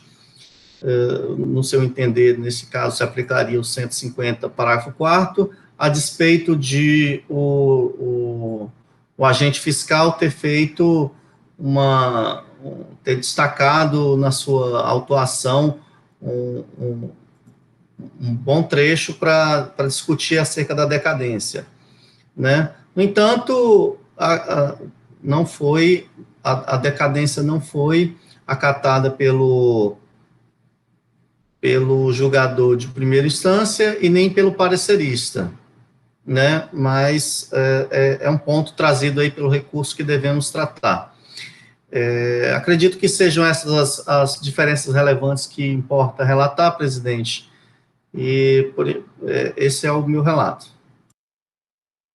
Agradecer ao doutor Felipe. Essas preliminares já foram tratadas na primeira sessão, não, doutor Felipe? Naquela sessão daquela... Já foram tratadas todas as preliminares, presidente? Acredito que sim. Senhor presidente, desculpe, era para ter citado, senhor presidente, elas foram tratadas sim. A nulidade por prejuízo ao princípio da ampla defesa do contribuinte, a ausência dos documentos analisados, que eu citei, a alegação que não houve prejuízo ao erário, a alegação de caráter confiscatório da multa também. Esses 3 pontos que foram alegados pelo contribuinte foram analisados e foram afastados na sessão do dia 20 de abril, senhor presidente. Eu vou até checar se a decadência está lá discriminada no processo do doutor Felipe, enquanto o doutor Lúcio faz o relato do processo dele. A decadência, pois era essa a minha pergunta que eu ia fazer, se a decadência ela foi analisada, porque eu tenho se for possível, eu gostaria de trazer a decadência de volta para o debate. Vamos só... Não tem, presidente, só se for do conselheiro... Vou ouvir o doutor Lúcio, que aí eu tempo que a presidência vai fazer essa checagem. O processo seguinte é o processo 1/248/2018, auto-infração 2017-19305, tem como recorrente corrente limitada, recorrido célula de julgamento em primeira instância. Relatoria do doutor Lúcio Flávio Alves, processo julgado procedente em primeira instância, recebeu o parecer pela confirmação da decisão, pedido de vistas na 16ª sessão virtual do conselheiro Micael Pinheiro de Oliveira, com a palavra doutor Lúcio. Obrigado, presidente. Presidente, o processo que eu vou relatar, ele tem várias semelhanças com o processo que foi relatado ontem, né, e é o fato do meu processo. Então, vamos lá. O contribuinte promoveu a entrada em seus estoques de mercadoria sujeita a ST sem a devida documentação fiscal, caracterizando estoque desacobertado, detectado pelo levantamento quantitativo financeiro diário. O fato gerador é 2013, a base de cálculo é 18.822,46, foi exigido o ICMS de R$ 1.505,79 e multa de R$ 5.646,74. O agente autônomo destaca como artigo violado o artigo 127, combinado com o artigo 131 do decreto 24.569/96. Sugere como penalidade o artigo 123, 3A, item 1 da Lei 12.670/96, alterado pela 16.258 de 2017. Na informação complementar, a gente, né, detalha como chegou à constatação da infração. Diz que se trata de um projeto de auditoria fiscal pleno. A empresa tem KNAI 4689302, começa atacadista de fios e fibra, textos. Tem um regime de recolhimento normal, e foram consideradas as entradas, saídas, estoque inicial e final, né, de cada exercício, que foram transmitidos pelo próprio contribuinte, na sua FD. A empresa inconformada entra com a impugnação, que já é, né, os mesmos pontos trazidos nos processos de ontem, né, já citado aí pelos meus antecessores. Primeiro ponto, da falta de enquadramento legal para a cobrança do ICMS-ST. O segundo, da inobservância do princípio do bis in idem. No meu caso aqui, ele diz que existe bis in idem com o processo 2017-19-305-4, foi o que eu relatei ontem, que era a omissão de entrada. Da aplicabilidade do princípio da absorção ou consumação, né? Justamente ele quer que o processo maior absorva o processo menor, né? Da violação do contraditório da ampla defesa, é aquela questão citada que ele diz que a quantidade de documentos fiscais não teve como analisar, aí pergunta qual nota fiscal foi referente à entrada, né? Faz umas perguntas referentes à autuação, e por fim, senhor presidente, a questão da multa exorbitante e seu caráter confiscatório. O processo caminha para a primeira instância, tem o julgamento pela procedência, né, o julgador afasta todos os pontos trazidos em questão de preliminar de nulidade, e na questão do mérito confirma, sim, a autuação na toda a sua totalidade. A empresa ingressa com o recurso ordinário, dessa feita só muda os outros pontos já todos citados da impugnação, e tem um pedido de perícia, né, que ele faz, né, lá no finalzinho, já lá no dispositivo do pedido, né, até não é do pedido, da intimação, mas ele pede lá que seja feita uma perícia, uma diligência para a seguinte situação fiscal, né, da autuação. O processo segue para parecer da CA, porque tem a procedência confirmando toda a sua totalidade a acusação, senhor presidente. Agradecer ao doutor Lúcio, e atualizando aqui, doutor Felipe, auxiliado pela melhor secretária de todas as câmaras do CONAT, que já mandou aqui a ata no grupo, né? Já tem a decisão aqui de que a decadência foi afastada por se tratar apenas de mero lançamento de multa sem principal para ser homologado. E agora vamos ouvir o doutor Micael, que realizou o pedido de vista, né, em sua contribuição aos processos. Presidente, eu acho que a matéria foi amplamente debatida ontem, né? Na minha visão, o contribuinte tem, sim, certa razão sobre aqueles pontos que eu já trouxe no pedido de vistas anterior, né? A questão colocada do inventário final no bloco H do SPED, bloco H005 do SPED, que é enviado somente, inclusive, obrigação essa designada pelo ato COTEP, somente em fevereiro do ano subsequente. Isso altera bastante a forma de auditoria diária, inclusive, como foi feita aqui no auto de infração. Então, o SLE, né, que foi feito, ele irradiou para todos os outros autos, então acredito que a discussão já foi travada na data de ontem, presidente. Ok, como bem ressaltado pelo doutor Micael, né, ontem essa matéria foi amplamente discutida. Na forma agora regimental, vamos ouvir o nosso procurador, doutor André. Obrigado, senhor presidente. Renovo os cumprimentos a todos. Eu ia esclarecer também, eu tenho essa ata aqui, já tinha solicitado para nossa excepcional secretária já desde a segunda-feira. E, de fato, todas as questões preliminares dos 3 processos elas já foram decididas na sessão do dia 20 de abril de 2021, tendo sido afastado todas elas. E aí temos 3 processos da mesma empresa, né? São o primeiro processo relatado pelo conselheiro Alexandre, referente ao exercício 2013, decorrente de venda de mercadoria com valor inferior ao custo, né, a operação anterior. Já o segundo processo relatado pelo conselheiro Felipe é a mesma acusação fiscal, só que referente ao exercício 2012, e como também muito bem relatado pelo conselheiro Lúcio, o último processo trata de uma omissão de entrada, estoques a descobertos, referente ao exercício 2013. E tendo em vista que a questão já foi esgotada, já foram decididas as preliminares e a discussão do que restou pendente já restou esgotada na sessão de ontem, vou direto ao ponto aqui. No primeiro auto, o contribuinte, o argumento meritório que restou foi que o contribuinte disse que poderia ocorrer, em determinado período, a necessidade de reduzir ou aumentar os custos de sua mercadoria para possibilitar a continuidade de suas atividades.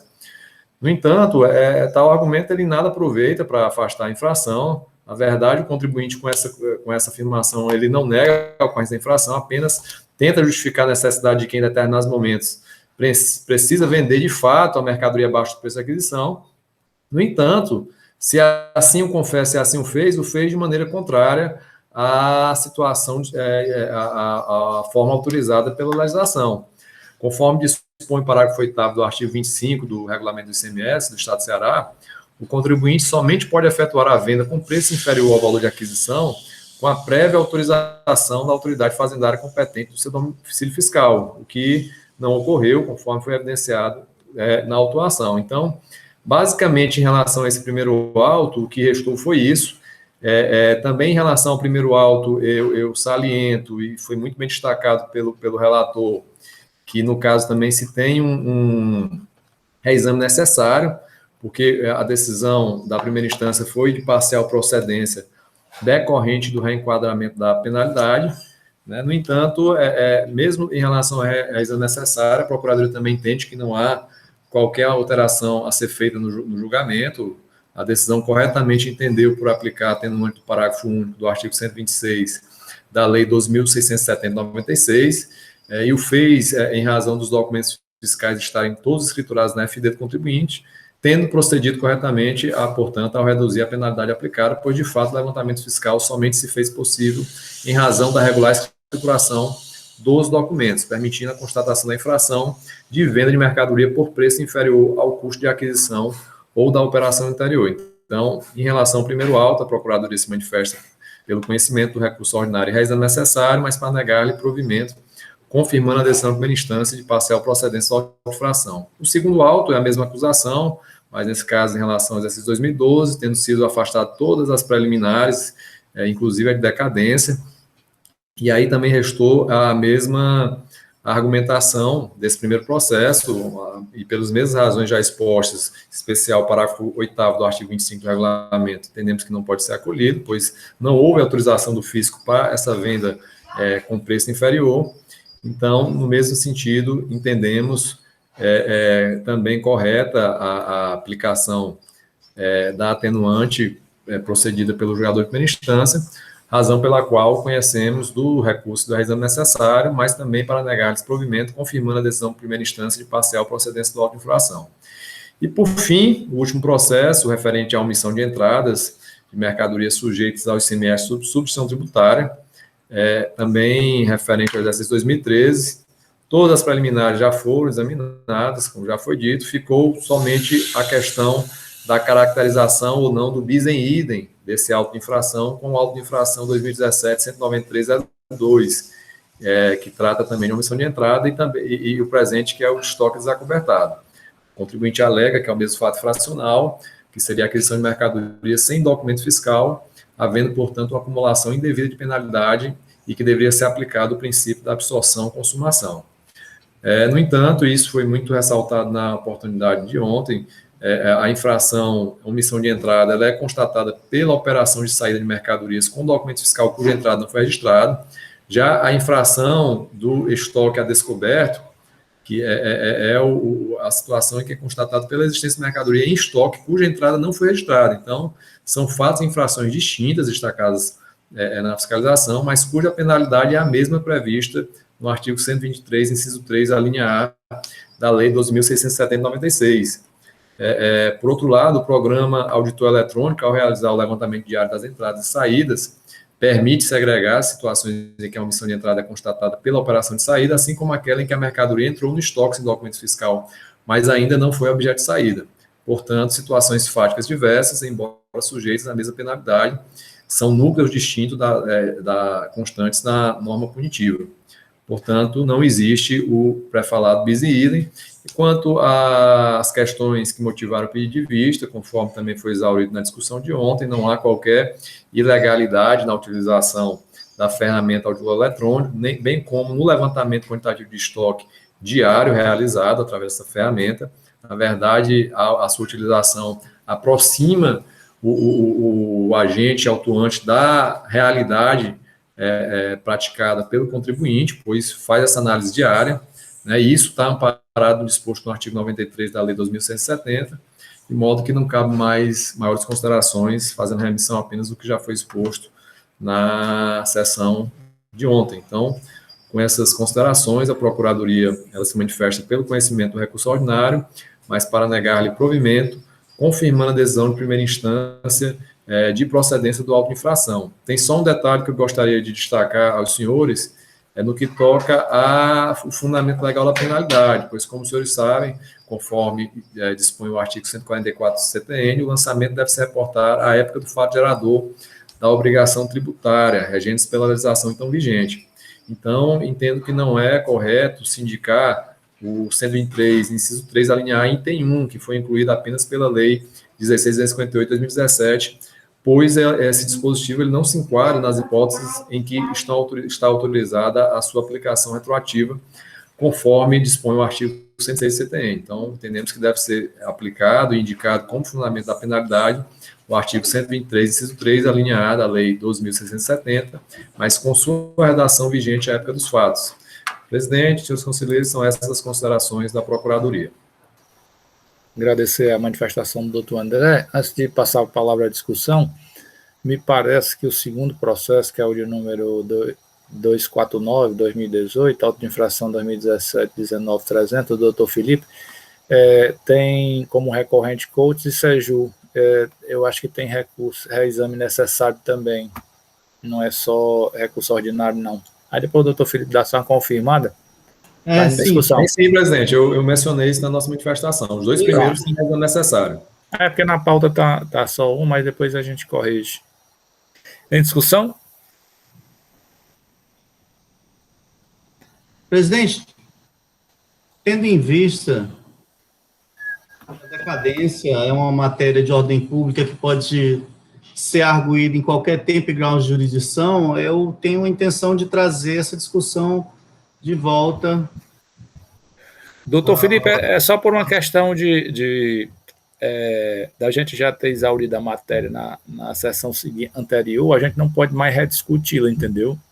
Se ela não tivesse sido arguída, a presidência não se oporia de maneira alguma a retomar essa discussão, mas como ela já foi votada, não tem como eu inserir na discussão, tá certo? É porque a decisão de questão da decadência de ontem se aproveita para hoje, é isso, presidente? É porque na sessão em que ocorreu o pedido de vista, né, o pedido de vista interrompe o julgamento somente, né, é só uma interrupção temporal para que o conselheiro possa se aprofundar na matéria. Ele não invalida. Para hoje, é isso? Ele não, como é que se diz o termo correto? Ele não traz, não é devolutivo para que todas as questões sejam revistas novamente, aquelas que já foram votadas, né? É só para entender mesmo, presidente. Eu queria só entender. Então, quer dizer que quando voltar o processo para julgamento novamente, depois da análise de vista, essas questões serão abordadas novamente, inclusive a decadência, é isso? Não, o contrário. Tudo que foi decidido não volta. E o que foi decidido da decadência ontem se aproveita com o julgamento para hoje, é isso? Não, o que foi decidido nesse processo foi decidido no dia 20 de abril, que foi na 16ª sessão virtual. É só ler a ata, senhor. A ata está no grupo do WhatsApp. Já Doutor foi Alexandre? votada a decadência. Já foi esse processo no dia 20 de abril, foi isso? Exatamente. Então, se foi julgado, morreu. Era isso que eu ia dizer para o doutor Ricardo, senhor presidente. Queria olhar se a ata que já tinha sido, constava que já tinha sido verificada. Porque eu estava me confundindo com os processos de ontem, porque era o mesmo recorrente, doutor Alexandre. Então, eu me confundi realmente com os processos de ontem. Tem uma similaridade muito grande, né?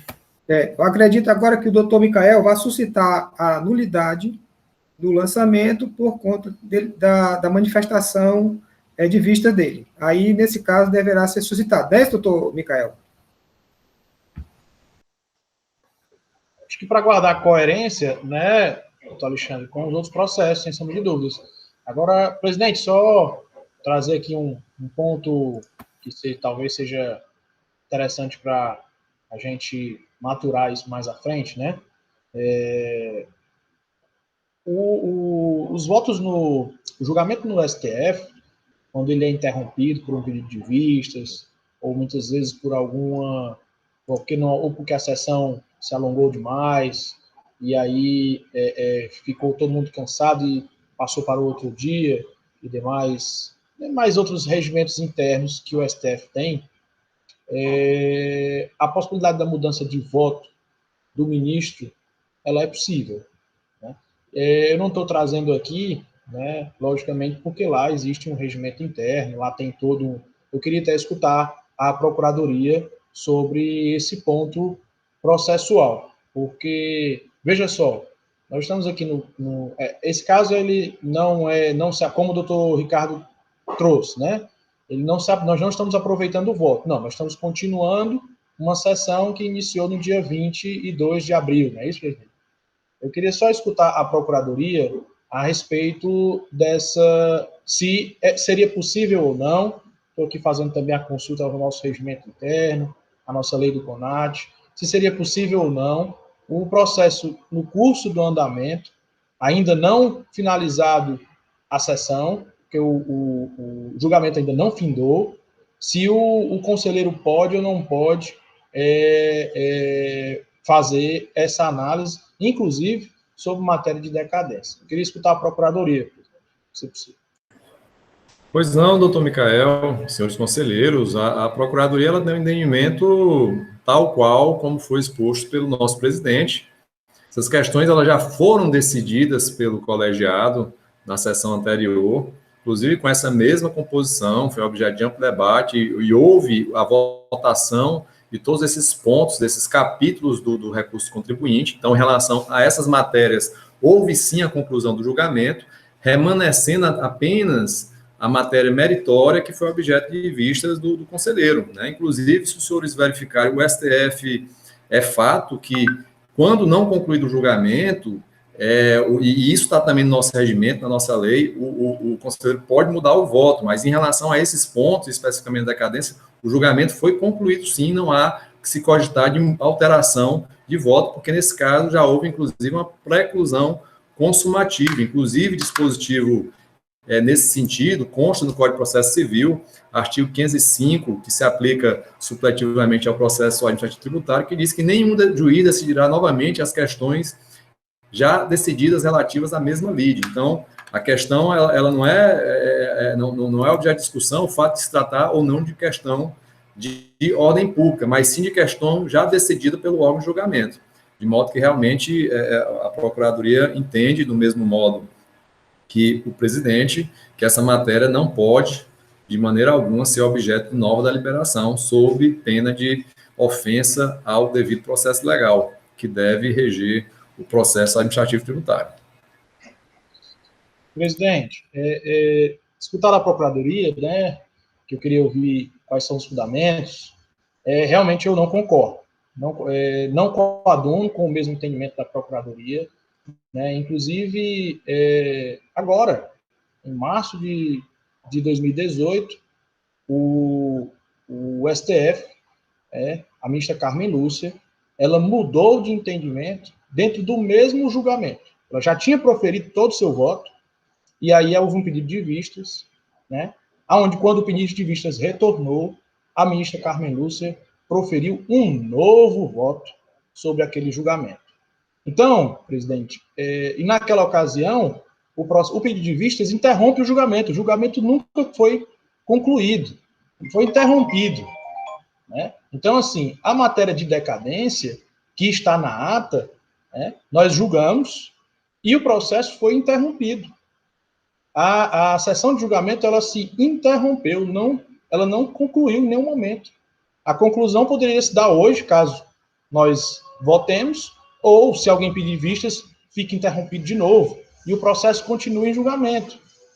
Então, presidente, eu entendo, como eu verifiquei aqui na 15.614, né, onde tem dizendo claramente que o julgador pode mudar o seu entendimento, ainda que não tenha se encerrado a votação, o que eu acredito que o processo ainda está em julgamento, né, e tal qual como no STF, onde a ministra Carmen Lúcia proferiu um novo voto, né, já tinha dito, já julgado todo o processo, proferiu novamente um novo voto, e esse novo voto foi diametralmente oposto ao que ela já tinha dado, né, inclusive revertendo a pontuação, né. Isso foi um julgado que aconteceu, com certeza o doutor André sabe, todo mundo acompanhou aqui, né, acredito também, né, que foi o julgamento lá, na sessão do dia 23 de março de 2018, né, a ministra Carmen Lúcia, né, onde a questão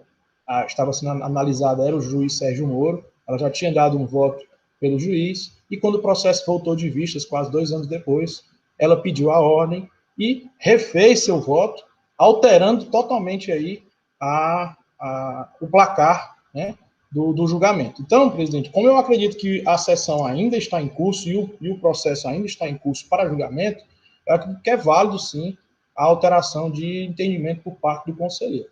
Só gostaria de deixar esse registro, presidente, e fazer aqui o meu registro, caso o doutor Felipe não entenda, de que se ele observa que há uma discussão de decadência, fazer o pedido à presidência para ser feito.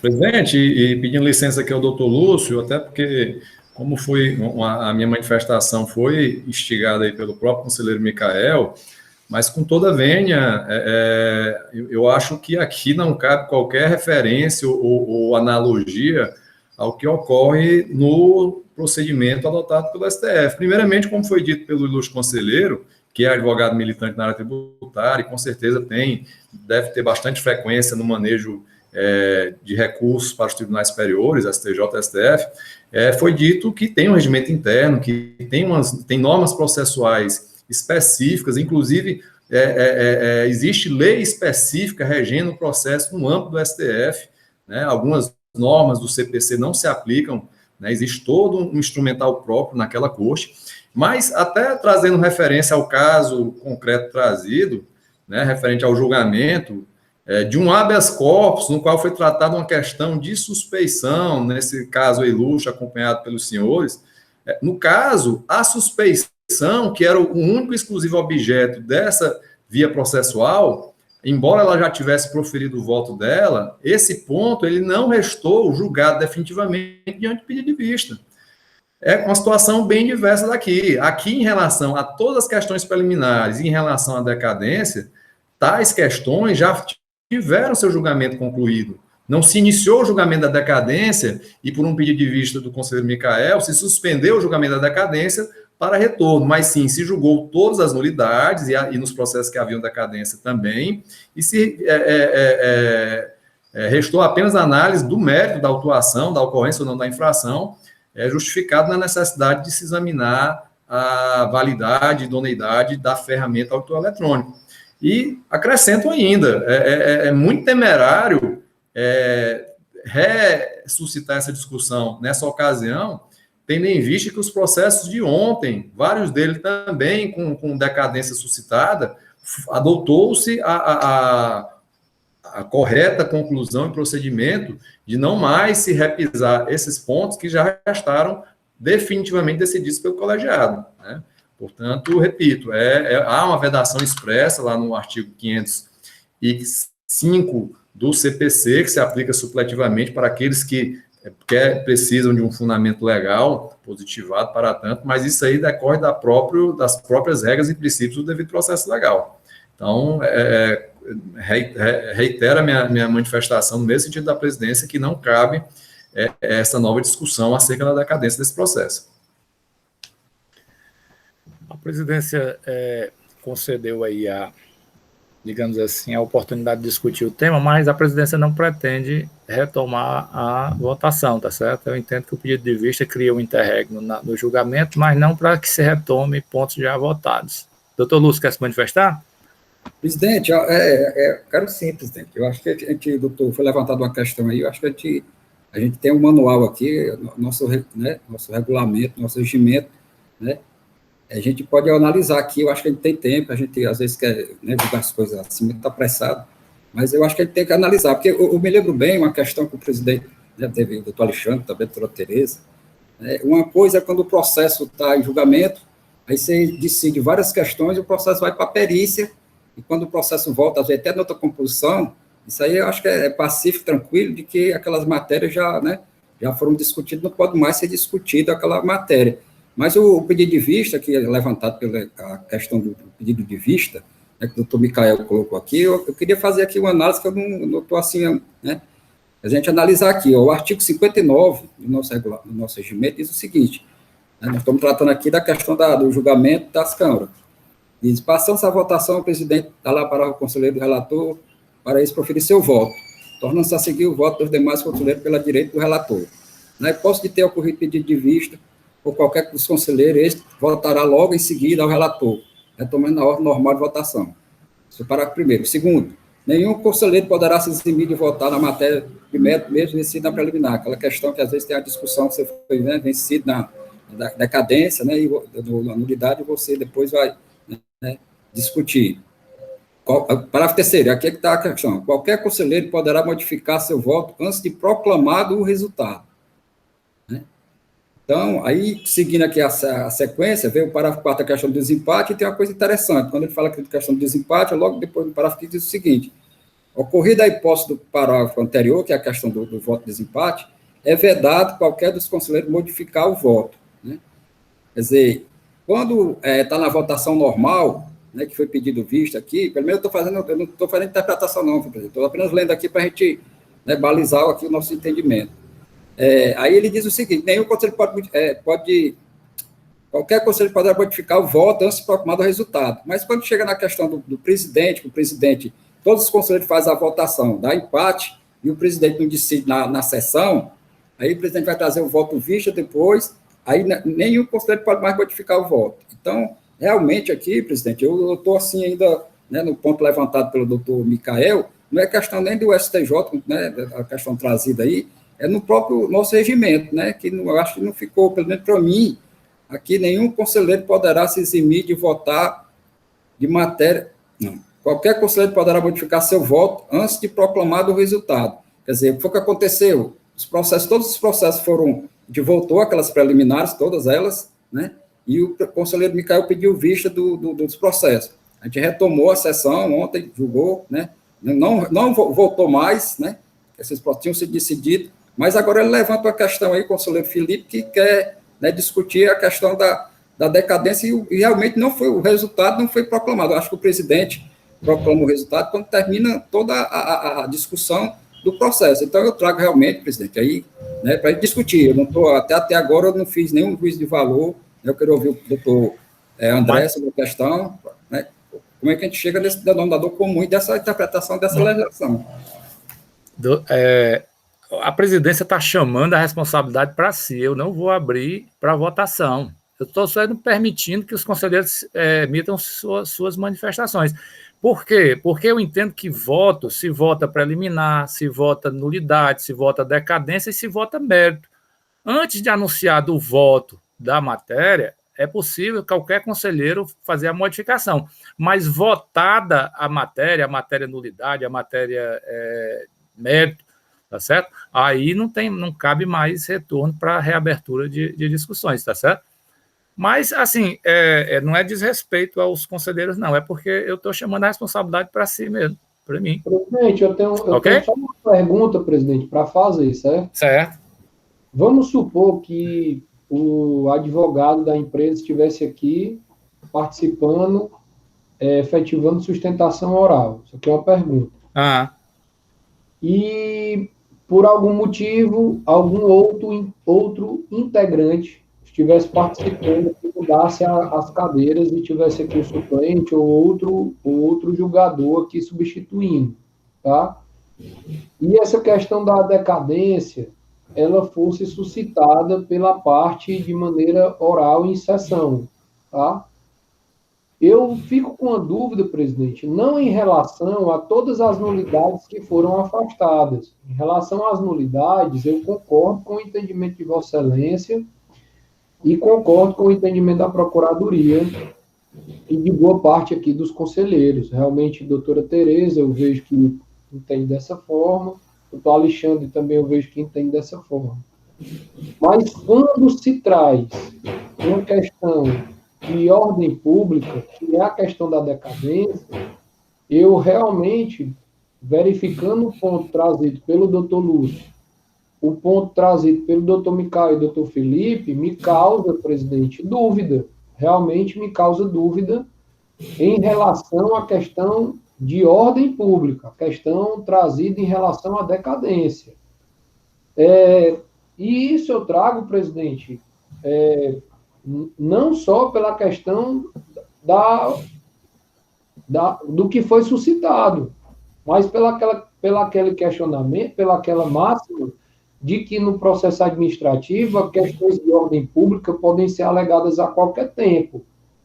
E caso também o entendimento de algum conselheiro que entenda pela mudança do seu entendimento. Então, eu entendo, presidente, que enquanto há sessão, enquanto há julgamento, enquanto há a corrida do âmbito administrativo, vamos dizer dessa forma, questões de ordem pública, elas podem ser suscitadas a qualquer tempo. Então, assim, eu realmente confesso a Vossa Excelência que todas as questões preliminares de nulidade que foram votadas, eu entendo exatamente como Vossa Excelência entende. Não mudo o meu entendimento. Pelos pontos trazidos hoje, doutor Felipe, doutor Micael e agora doutor Lúcio, que leu de forma regimental, eu confesso a Vossa Excelência que realmente eu fiquei com dúvida em questão pontual da decadência, que é uma matéria de ordem pública. Lembrando que nós estamos aqui em via administrativa. E eu fiquei realmente com dúvida, presidente, nesse ponto, tá? Vou ouvir todo mundo, todos os conselheiros, o procurador quiser se manifestar, mas eu não vou mudar a posição. Com muita precisão e conhecimento jurídico, né, já deixou muito claro que corretamente não vai colocar a questão em discussão, mas eu peço mais uma vez a oportunidade de intervir só para responder, porque foi me feita uma indagação direta pelo doutor Lúcio, que pediu para ouvir a Procuradoria acerca dos dispositivos legais trazidos por ele, mas a compreensão, doutor Lúcio, no meu entendimento, é justamente na linha que o presidente já colocou. A proclamação do resultado é o resultado em relação à matéria objeto de julgamento. Como o presidente colocou de maneira muito acertada, você julga o processo por etapas, em várias fases. Você julga as preliminares, você julga a decadência e, por último, você julga o mérito, para depois disso, eventualmente, julgar um reenquadramento de penalidade.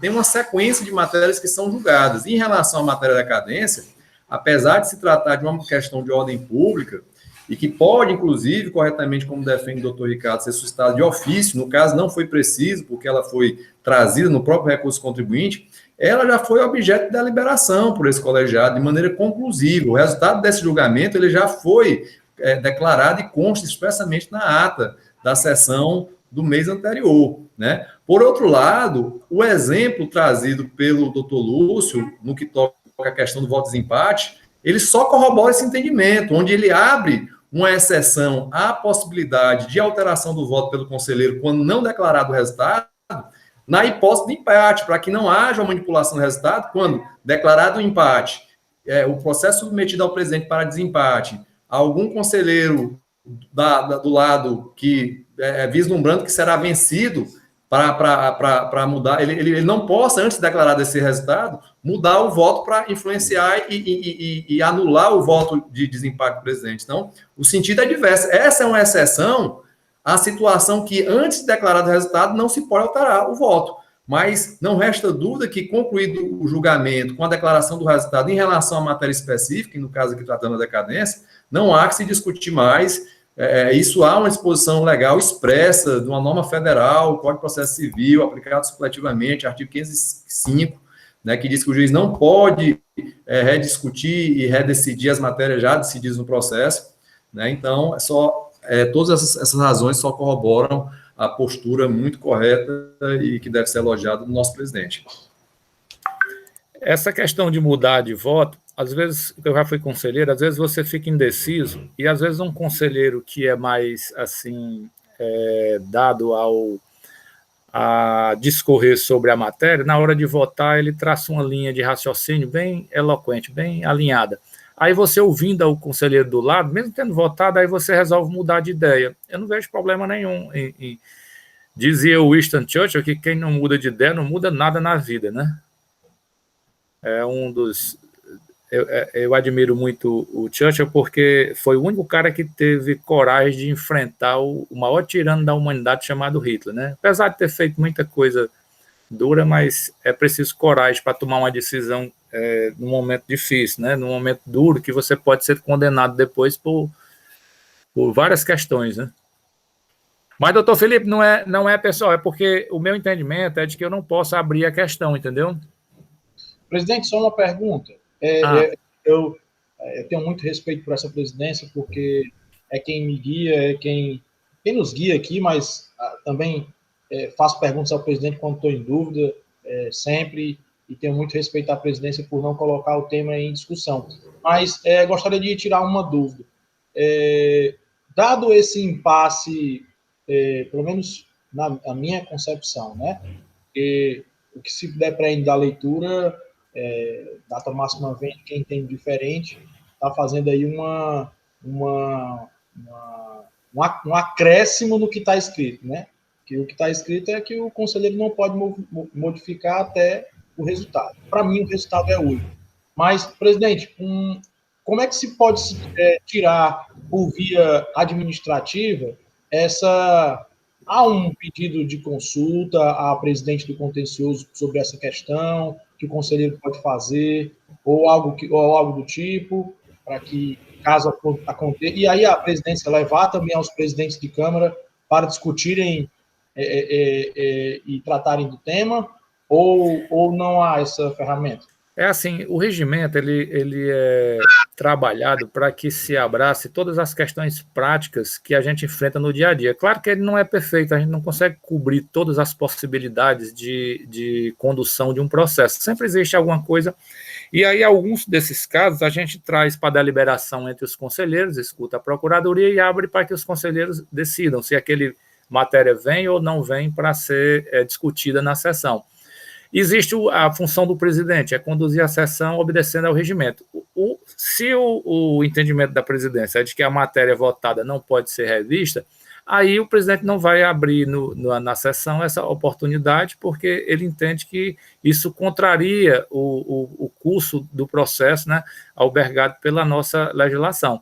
Mas, quando há alguma coisa dessa natureza, nas revisões de regimento, nas revisões da lei do CONAT, né, isso é colocado para a presidência do órgão. Eu não vejo problema nenhum em um momento assim oportuno se tratar isso com a doutora Marta, não.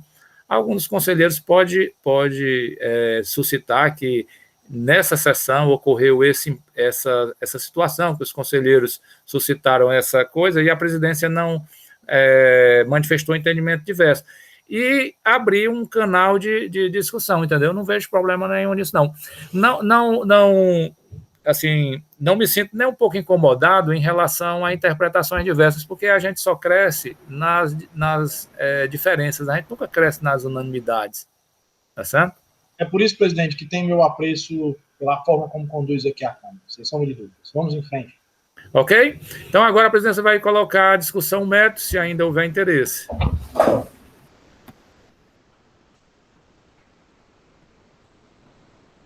Sem interesse, votando, doutor Alexandre. Senhor presidente, houve um problema aqui na minha câmera, não estou conseguindo abrir, mas o som está bom, não é? Tá ótimo. Então, senhor presidente, conheço do recurso ordinário e também do reexame necessário, nego-lhes o provimento para confirmar a decisão de parcial procedência do feito fiscal nos termos do julgamento singular e parecer da assessoria processual referendado pelo nobre procurador em sessão. É o meu voto. Pronto. O doutor Alexandre já votou. Eu não me lembro se a gente apreciou aquela aspecto sim, do doutor Micael de ontem, né? A nulidade do doutor Micael. Nulidade do doutor Micael, senhor presidente. Presidente. Pois não, doutor Lúcio. Então, porque acho que houve a discussão e o relator, porque o parecer é diferente do julgamento, ou por um ou por outro, né? Tem que escolher aí qual vai seguir. A fundamentação, né? O parecerista, ele reenquadra, o 126, ele reenquadra o parágrafo 1 do 126. O julgamento já fez isso. Já, doutor Lúcio, foi por 1%. Foi feito? Foi. Então, pronto, presidente. Então, retiro o que eu disse. Foi por 1%, e aí o único processo que divide um pouco é o último que o doutor André sugeriu, que aplicasse a norma vigente à época dos fatos geradores, que ele sempre traz essa conotação que eu acho pertinente. Senhor presidente, eu sugiro que a votação em relação à nulidade do doutor Micael seja replicada nesse mesmo processo, já que ele também falou sobre o pedido de vistas dele, a não ser que queiram discutir novamente, senhor presidente. Vou fazer o seguinte, doutor Micael suscitou a nulidade, eu vou só retomar para fim de ficar registrado aqui na gravação, aí em seguida vota o doutor Ricardo em relação a essa nulidade.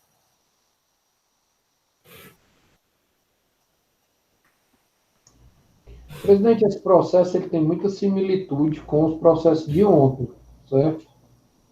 Então, eu quero manter o mesmo entendimento dos processos de ontem, presidente. Ok. Doutor Lúcio, votando. Voto com o relator, presidente. Doutora Tereza. Com o relator, presidente. Esqueci alguém? Doutor Felipe, né? Eu afasto, presidente, com o relator.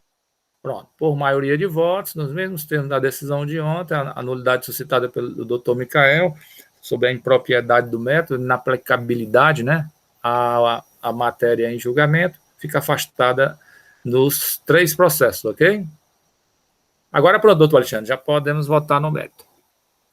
No mérito, senhor presidente, conheço do recurso ordinário e do reexame necessário, nego-lhes o provimento para confirmar a parcial procedência nos termos do julgamento singular e parecer da assessoria processual tributária referendado pela Procuradoria aqui pelo doutor André em sessão.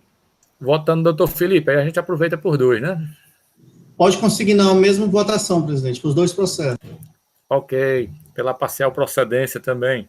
Agora, na sequência, vem doutor Micael.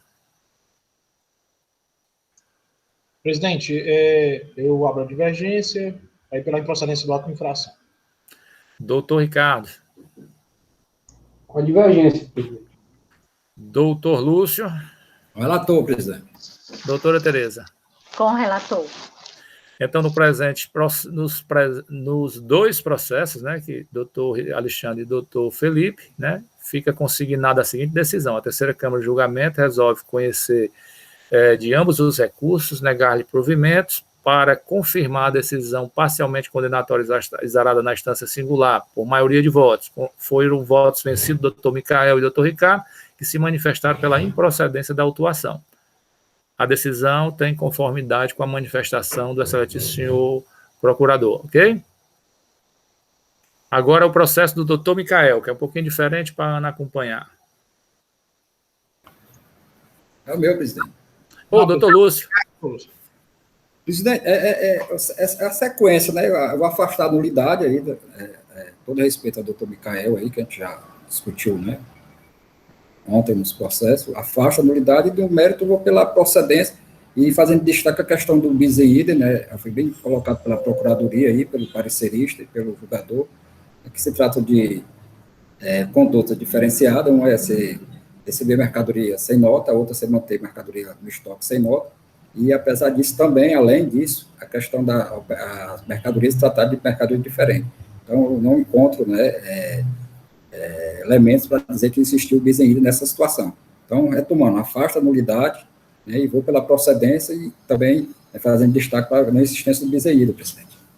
Em relação à penalidade, doutor Lúcio, pela sugestão do doutor... A sugestão, sim, acato sim a sugestão da Procuradoria, que já, né, nesse sistema de aplicar a penalidade à época do fato gerador, de acordo com o 44 CTN.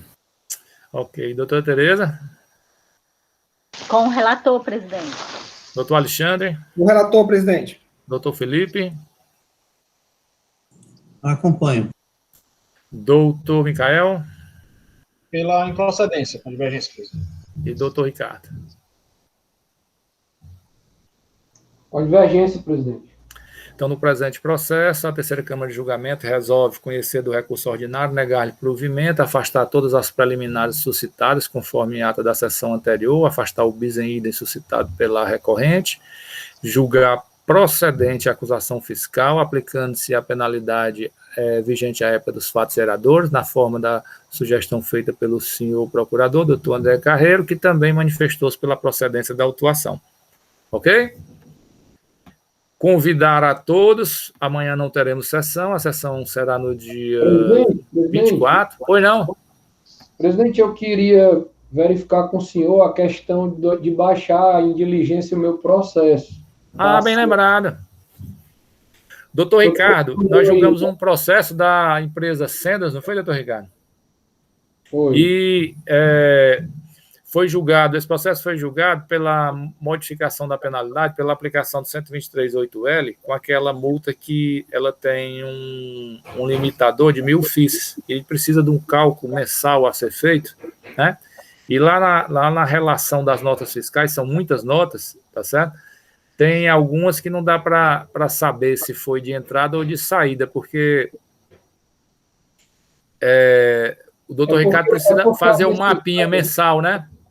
A decisão, presidente, é solicitando que a gente faça o 123.8L de maneira separada. A planilha de entrada e as planilhas de saída. E os documentos que estão nos autos, não dá para a gente decifrar qual é a planilha que é de entrada e qual é a planilha que é de saída.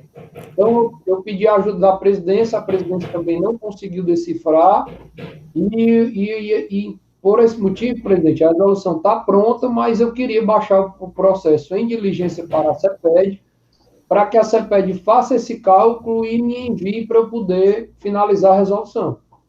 Vocês todos entenderam? Quando eu tenho entrada e saída, a decisão foi de separar entrada e saída para que o limitador da multa, aquele 1.000 FIIs, se verificasse para cada tipo de operação mensalmente. Então, não dá para separar o subconjunto entrada e saída para que se aplique o limitador, né, 2 vezes. Limitador para as entradas, limitador para as saídas. Aí o doutor Ricardo falou comigo, aí a sugestão que a gente encontrou foi de chamarmos o feito à ordem e enviarmos o processo à perícia só para liquidação do valor. Para quando voltar, esse processo seja só para liquidar o valor, ou seja, a perícia vai trazer o valor, a gente vai só fazer a leitura da decisão e informar o valor que foi encontrado.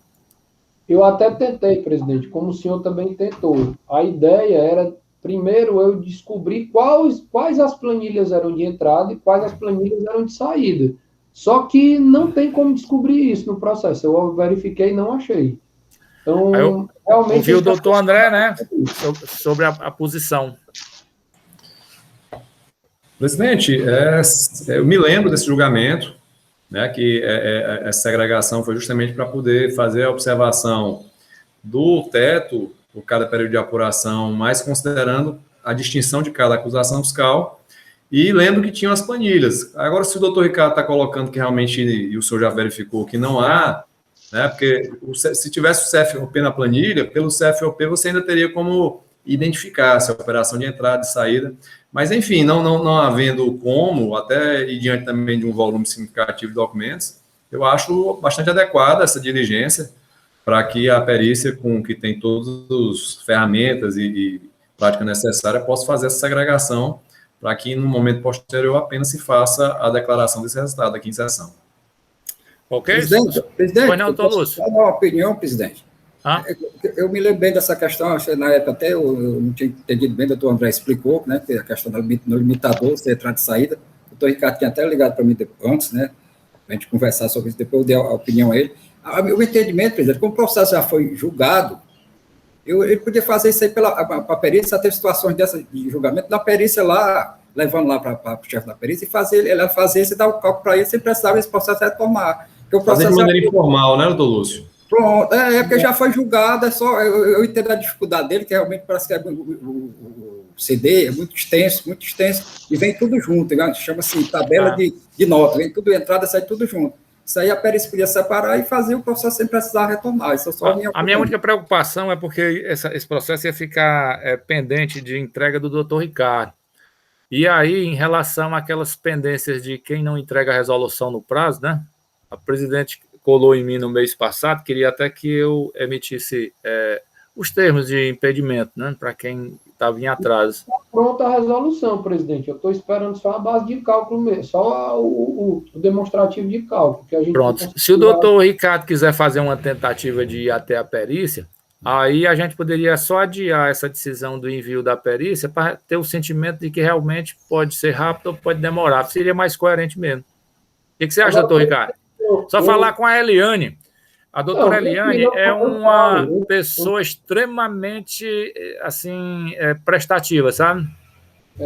Deixa eu fazer uma pergunta, presidente. A Aninha, ela tem esse processo, os arquivos, como Vossa Excelência também tem. Poderia também Vossa Excelência enviar e pedir a Eliane que fizesse informalmente. Você acha que eu e a Ana, nós temos a autoridade que você tem, rapaz? É melhor, doutor Ricardo, você conversar um pouquinho com a Eliane, eu lhe passo até o contato dela. É de fino trato, viu? Dela, que aí eu falo direto com ela, então. Pronto, é pessoa de fino trato, é prestativa, é dedicada à causa mesmo da Cefaz. Conheço, gente boa demais.